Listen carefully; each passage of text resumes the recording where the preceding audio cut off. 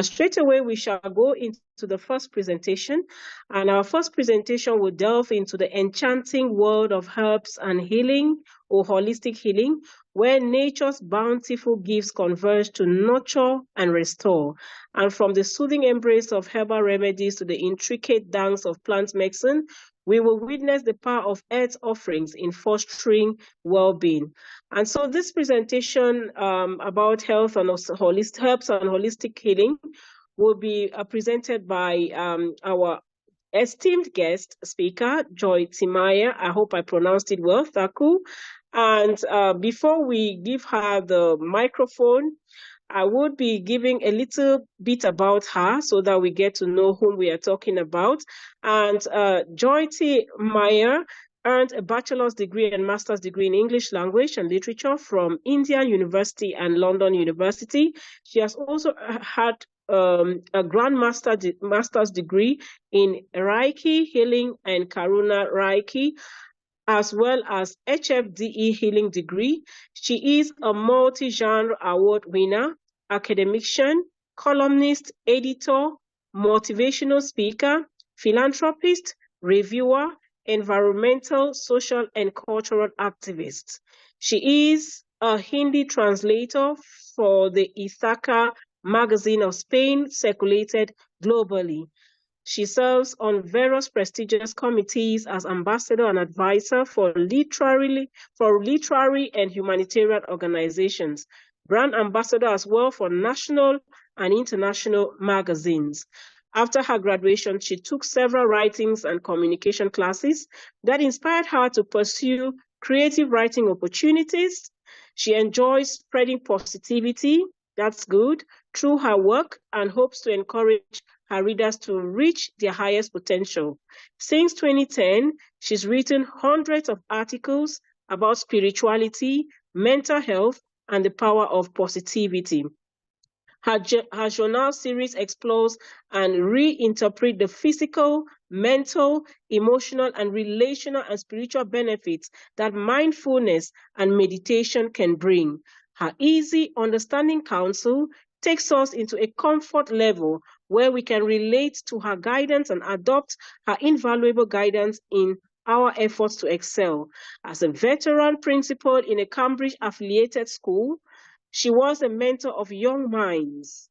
Her extensive reading, her various qualifications, her simplicity, and accessibility combined to make her a thinker and a writer of influence. And as I conclude, there is so much about her that if I continue to read now, it's going to take a lot of time. But let me end by saying that her direct influence from nearly 20 years of meditation and following a spiritual lifestyle gives readers valuable insight on how to improve their life naturally. And this is just one of the ways she will be doing something for us today on herbs and holistic healing. And so if you're listening to me, our esteemed speaker, Thakur, you're welcome, and the rostrum is yours. Thank you, Rose. And it was a wonderful reminder to all of us by Jenny. We're full of wisdom that we survive and we should look after nature. I'm going to be very simple, and I'm going to talk about herbs that we use in daily life and how it can bring a holistic healing to our whole body. And there are a few things that we should keep in our mind when we are talking about this, because there is no need to eat all of them, but they are all in your kitchen. And that is why I'm coming to very simple roots. I'll talk about Ayurveda some other day, which is a very Indian herbal way of medicine and how we integrate into our life. But at the moment, very simple global things that we find in our kitchen. Now, first thing in our nutrition, we have to see is the special diets.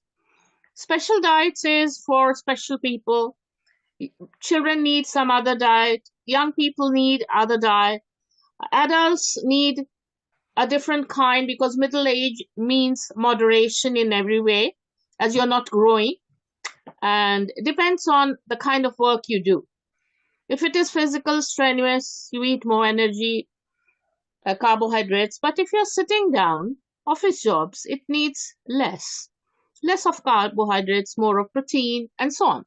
With old age, as we become more sedentary, we have to look after ourselves very well. It has to be a combination of food, less food, of course, rest, very important, but also moderate exercise.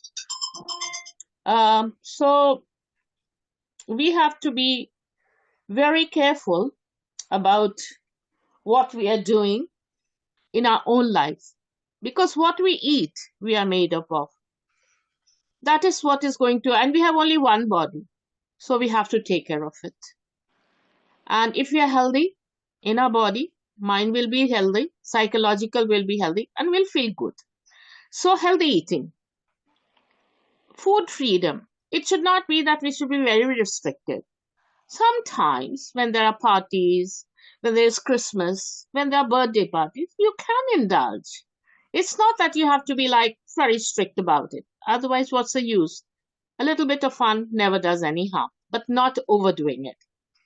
Then there are conditions, of course. You have to be careful if you have conditions like I'm a diabetic. There are people suffering from hypertension, so less salt. And depending on the kind of body you have to be careful about you. Even genes, you have to look after that. And there is, of course, the feel good food. There is no harm sometimes when you feel unhappy to go about it. So this is like, I'm just trying to bring something very practical in your life. Now, when we go to supermarkets, we seem to read, things and products, and there are advertisements that lure you. Be careful about that. Read the labels and try and find out more before you buy them. Like for diabetic, no sugar food, which is very expensive. You don't have to. You don't have to buy them and eat them. You can go for less sugar food in very simple way. Vitamins and supplements, be careful about that. Don't overdo it. Do consult your doctor before you take it on your own. Don't read at random on Google. People every time are becoming doctors themselves, reading on Google and eating. Please don't do that. Be careful. Ask your doctor before you take any. Sustainability in our life is very important. And weight management is also of great importance. You see, we sometimes, as we get older, we put on weight, but it is very difficult to lose it. You will see gradually you are putting on weight, but when you are trying to, don't do drastic dieting, you will put on again. So have a moderate way of weight management with healthy food, of course, I will say again. And don't go for, this is a very expensive way of dieting and so on. And don't go for all that, because there's so much of advertisement and so much of money making process that be careful about it. Because by your own way, you know your body best. You know what suits you. We all can do a little bit of research and find out what is good and see what suits your body. Sometimes in the morning, for example, myself, oats is so, with milk is so very nourishing, but I can't digest it. Somehow I don't feel very comfortable. So eat fruits or eat something else with protein, something that suits your body. You know your body best. Nobody knows that. Anyway, I'm coming to very delicious herbs and the powerful health benefits, spices. So these are, widely valued for centuries. It's not like I have made them up. It is a very old, like centuries in India. People have been, my great grandmother, they have been giving us, special food on some occasions. And when we are sick or something, and when we get up, how to regain health, or if we fall down, turmeric is the way. They just put it on with a bit of lime and they put it on your sore and it heals. For ear pain, there is so many things. Just the clove oil or even a flower, marigold flower. We don't know about that, but My grandmother used to do that. She used to take the leaves of a marigold flower, just squeeze it in her hand and put it in my ears, and it would be miraculous. So we have to somehow learn these, because we have inherited it, but we've forgotten because of the medicine, allopathy, Ayurvedic, so many kind of medicines. Now we believe in that and we think that is a fast remedy. So we come to number one. Everyone has in their shelf. So cinnamon, because I'm a diabetic, I know, because cinnamon is so good in for diabetic, for lowering blood sugar levels, and it's also a very powerful anti-diabetic effect. Not only that, it has a potent antioxidant activity which helps fight inflammation also, and has been shown to lower cholesterol as well, and triglycerides in the blood. So there are so many things that can be done, and cinnamon is something that we all love in a cake. You can have it in your tea, a little bit, a pinch of it, and there we are. So I'm just coming to very simple ones. And then we have sage, another miraculous one. It improves brain function and memory. So for Alzheimer people, as we get older, it is good to have some, because it will do good to our memory. And people suffering from Alzheimer, after so much of research, they have seen that there is healing properties of it. And as I said, for the brain, it is so good. So as we get older, why not use it more? And it is everywhere. So there we are. I'm just coming to very simple ones. So, you can just about go about it. Peppermint. I love peppermint. It is so refreshing. And peppermint, relieves IBS pain and may reduce nausea, and even is good for digestion. So see, multiple things one so refreshing peppermint can do. Now many studies have shown that even it can improve pain management in irritable bowels. We talk about it. We should talk about it, because many of us suffer from, because if we eat a lot of protein and less of water, less of hydration and all, we do suffer from, many of them, from constipation, and it leads to so many. See, peppermint is something that is there. And of course, water, which is so free. We should drink a lot instead of having fizzy drink and other drinks and so on. Of course, we live in a very cold weather. So what I opt for is green tea. It's another miraculous thing which you can have. Warm water after food, for digestion, to clean all your pancreas and things like that. So many studies have shown that peppermint can improve, all that. And it is definitely, it also relaxes your muscles. Quite amazing, isn't it? So it relaxes your muscles in the colon. So nice. We did not know that. So it has so much and relieves you from pain. I eat a lot of that after my food. I love the mint, total mint. Of course, it's sometimes very without sugar, of course. And it does work not only in my mouth, it freshens my mouth, but my whole body feels good. So there must be something in it. And it fights nausea also, as I told you.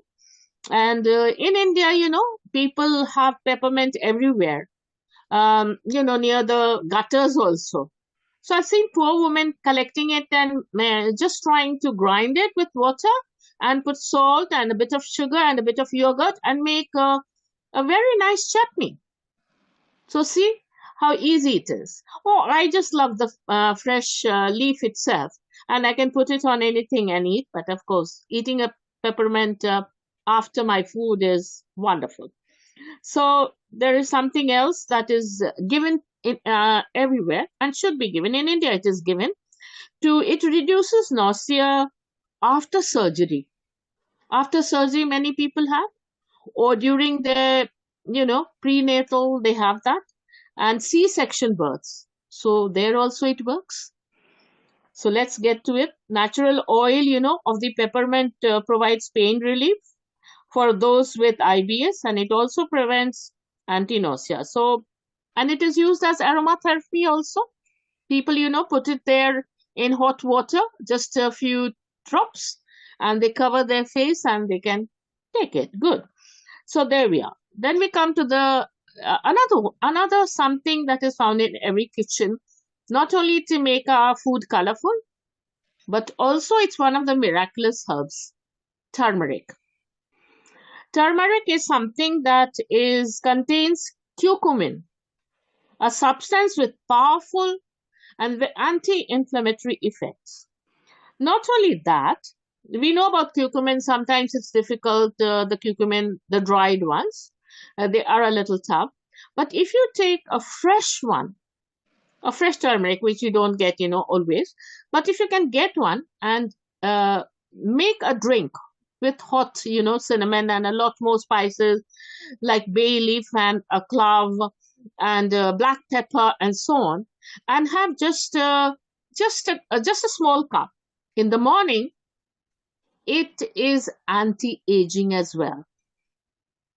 I don't mean by skin or anything else, but I mean your whole body seems to be youthful. You feel that in you, which is good, and you can drink that drink many times. It's not that you drink it, you can drink it after your food, you can drink it anytime you like, and it will energize you with so many in it. But the main ingredient is turmeric.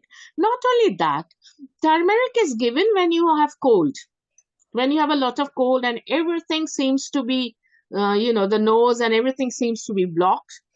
My mother used to give me hot cow's milk, just a cup, and she would put boiled turmeric in it. If you can get a fresh one, it's wonderful. Being a rural woman with an agriculture and so on, they used to get one, and they had a dried one also. So they would just grate it and put it in the milk and boil it and put some cow's ghee, that is clarified butter. And that would simply clear all the blocks, and I could sleep peacefully in the night. So there we are, everything at home. And of course, turmeric has curcumin in the dried one, is such a remarkable, powerful antioxidant also. It helps to fight oxidative damage and boost the immune system. So even in injuries, if children fall down and so on, they put that. They just make a paste of it and they put it on the sole. And with that, they put a bit of lime. They mix it with it and they put it there. And it heals. Quite amazing. This is important, of course. We all know that it is strongly inflammatory, the curcumin and to the point where it reaches the effectiveness of some anti-inflammatory drugs. So you can see it is as powerful as taking a drug. Given the long term, low-level inflammation plays a major role in almost every chronic disease. It is not surprising to see that curcumin is linked to a variety of health benefits. Anyway, the bottom line is that it shows that turmeric, especially the curcumin in it, is an active ingredient. Spice turmeric has major benefits for many aspects of health. We come to the next one, which is, of course, we all know that, holy basil. In India, we call it tulsi. In Italy, they use it in all kind of pasta. We all know that. Basil leaf is now found everywhere. And we should know that it fights infections and boosts immunity. So something that can be grown in a pot in your kitchen. So nice. You can have the basil leaves in a pot. Like you get it everywhere in the shops. And not to be confused with regular basil or that basil, is considered a sacred herb in India because holy basil is tulsi as a very, very sacred herb in India. But they say 3 leaves a day can keep cold and sickness away. Imagine how powerful it can be. So studies show that the growth of a range of bacteria, yeast and mold vanishes if you eat daily. Isn't that a miracle? So, anyway, there we are. And it also increases our immune cells in the blood. Immunity is boosted, the function of immunity is boosted. So, it is normally a lot of use, and not only that, even for diabetic, it is linked to reduce blood sugar levels before and after meals, as well as treating anxiety. So, not only physically, but also mentally. If you have a lot of anxiety related depression, eating this holy basil will help you. So, it's not only physical, it is psychological, it is also mental. So, what a medicine. Again, another one. Everywhere we can have it in a pot and keep it. So it seems to be such a wonderful thing because it improves immune function. In short, I'm just giving you the bottom line, and inhibits the growth of bacteria, yeast, and mold, lowers your sugar. What a wonderful leaf. Now we come to the next one, which is cayenne pepper. This is another thing now everyone eats, although it came from Mexico. Now, everyone's diet has a bit of cayenne pepper in our food to make it a bit spicy. And it is called capsaicin also, which helps reduce appetite and may still have, according to research, anti-cancer properties. We didn't know that, did we? So, here we are. So, it's a type of course, we all know chili pepper, used to prepare spicy dishes, as I said. So the active ingredient in it is called capsaicin, and it reduces appetite also and increases fat burning. So if you want to become slim, we better eat it. Slim and thin. Okay, so we come to the next one. As I said, we all want to be thin and, and reduce appetite. So there, especially after cancer or during chemotherapy or morning sickness, and seasickness, this is a miraculous herb. So you see, so many things can be treated by ginger. Okay. And ginger has appeared to be, again, anti-inflammatory also. So that is another thing we can, know about it, and good to eat. It also shows that ginger, cinnamon, mastic, and sesame oil, that small white and black sesame, these oils can decrease pain and stiffness experienced by those of arthritis. Isn't that amazing? Osteoarthritis people with inflammatory and pain can be treated by the mixture of ginger, cinnamon, mastic, and sesame oil. So there we are, another thing that is there. And it is so effective that it is the same treatment like aspirin, eating an aspirin or ibuprofen, but without its repercussions. So good for us. Ginger again, another one. Fenugreek. Fenugreek is another yellow seed, small one. For diabetic, it's very good. It controls blood sugar, as well as it is one of the Indian Ayurvedic medicine also considered to have enhanced libido and masculinity also, which is good if anyone wants it. And of course, very beneficial for blood sugar. It contains a plant protein and 4-hydroxyxyloquine, which can also improve function of hormone insulin. So there we are. So many benefits of having it. Then we come to the number 9. I'll just talk about 10 today, so not taking too much time. Rosemary. That is another herb which can help prevent us from allergies and nasal congestion. They look beautiful also, rosemary flowers and rosemary leaf. So this is an ingredient which has a rosmaric acid in it. So the substance has shown to suppress the allergic responses and nasal congestion, as I said. And the immune cells in nasal mucus also decreases. with reduced congestion. So we can use that for when we have great cold or a lot of congestion, rosemary. And the last one I'm coming to quickly is garlic, although it smells, but then the benefit is so much that you can overlook, and you can cook it and eat. It's only when it is like not cooked that it does smell. But in India, you will find people eating two raw garlic with a little bit of honey in the morning and then have tea. And it actually, they say, it is not only anti-aging, it is anti-pain for arthritis also, for heart also, for any kind of, even diabetic or any kind of disease. It is very good. And I have seen many people eat it raw, and they have remained youthful for a long time. I don't eat, but I have seen many people eating it, many of my friends. So throughout ancient history, the main use of garlic was for its medicinal properties. We have brought it in our daily life, but it was basically before for only medicinal use. So now we know what to do about it. And the supplementant, we eat supplement as garlic, they give you like vitamins, but it is better to eat a raw one. Nothing can beat it.